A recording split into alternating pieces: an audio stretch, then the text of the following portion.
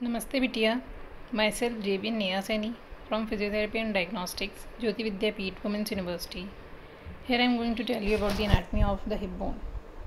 Hip bone is also known as os coxae. So here lies the anatomical position of the hip bone in our body. It is forming the hip joint when it articulates with the femur. There are three composite bones which forms the hip bone. So hip bone is formed by three bones, that is ilium, ischium and pubis. These are demarcated in this diagram. Ilium is the upper part, ischium is the posterior part, and pubis lies anteriorly. This is the acetabulum. It is a cup-shaped cavity for articulation with the head of femur. This possess, during development, they are separated from each other by this triradiate cartilage which demarcates the union of the three bones, that is ilium, ischium and pubis. In the acetabulum there is a horseshoe shaped facet which is covered in life by articular hyaline cartilage.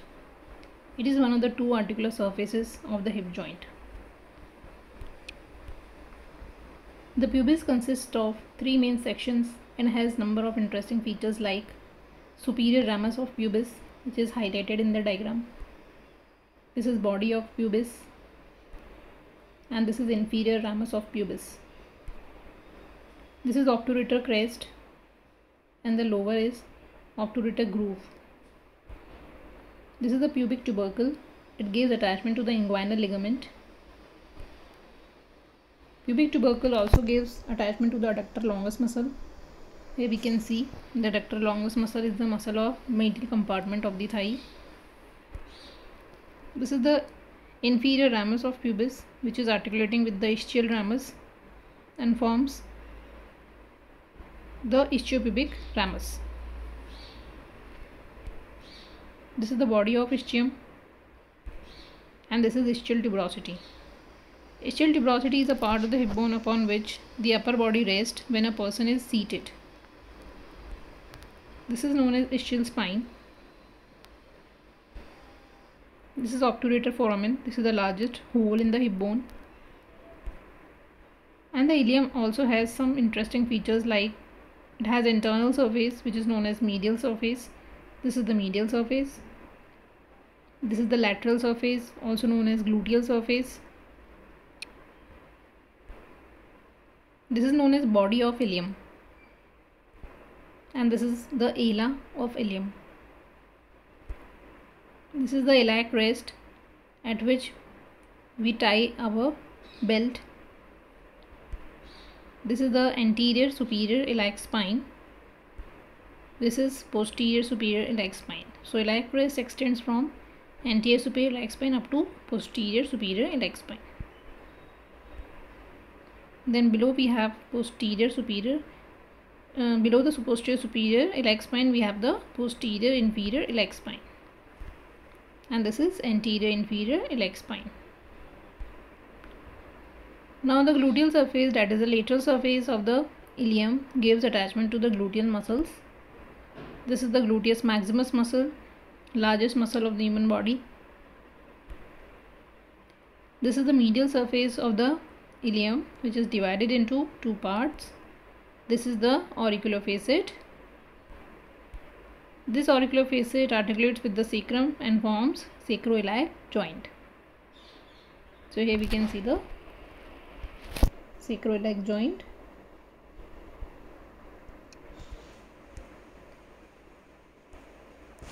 This is the iliac fossa. Iliac fossa gives origin to the iliacus muscle, which is the flexor of the hip joint inserting on the lesser trochanter of the femur.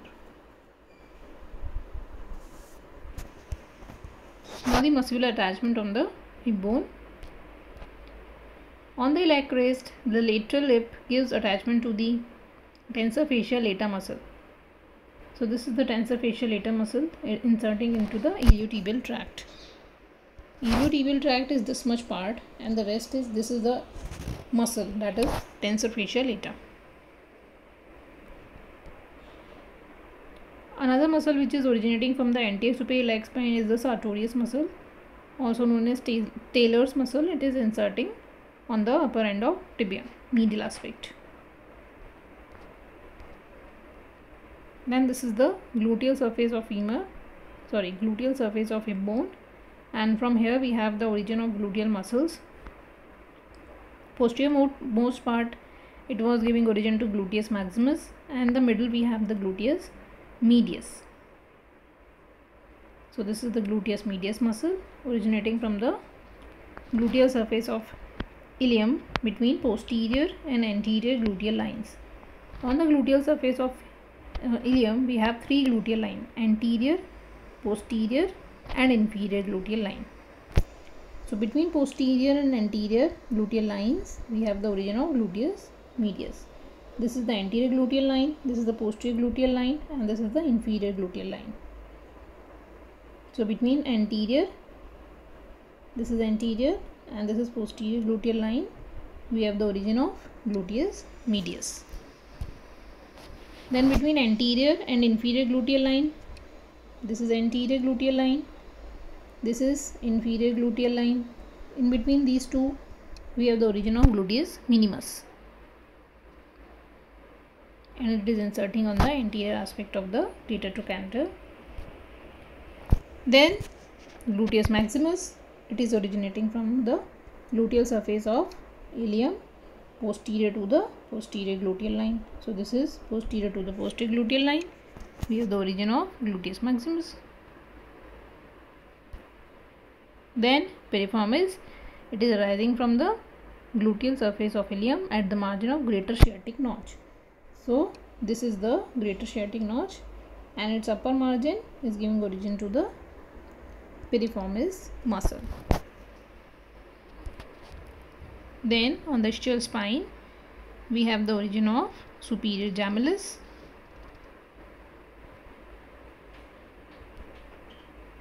then on the ischial tuberosity we have origin of muscles of back of thigh.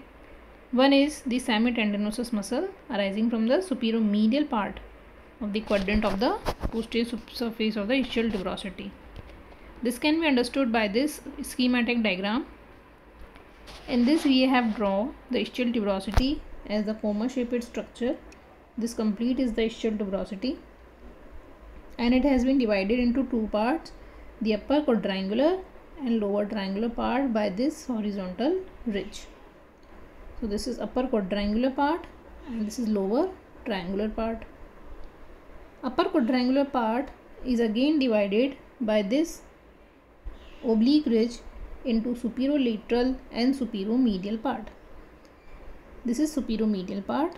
It is giving origin to semitendinosus and biceps femoris long head.